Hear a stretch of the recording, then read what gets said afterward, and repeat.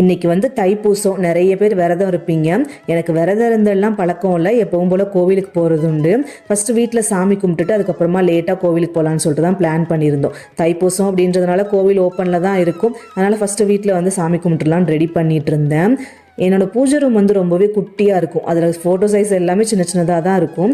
அதுக்கேற்ற மாதிரி குட்டியாக ஒரு மாலை ரெடி பண்ணி சாமிக்கு வந்து போட்டிருந்தேன். பால் பாயசம் ரெடி பண்ணிவிட்டு சாமி கும்பிட்டுட்டு ஒரு 10:30க்கு வந்து கோவிலுக்கு போயிருந்தோம். கோவிலில் வந்து கொஞ்சம் கூட்டம்தான், ஒரு 1/2 hour வந்து லைனில் இருந்திருப்போம். அதுக்கப்புறமா தான் சாமி பார்க்க முடிஞ்சது. உள்ளே போகும்போதே ஃப்ரிட்ஜ் மேக்னெட் கடை வந்து இருந்துச்சு. ரிட்டன் வரும்போது வாங்கிட்டு வரணும்னு நினச்சிட்டே தான் போனேன்.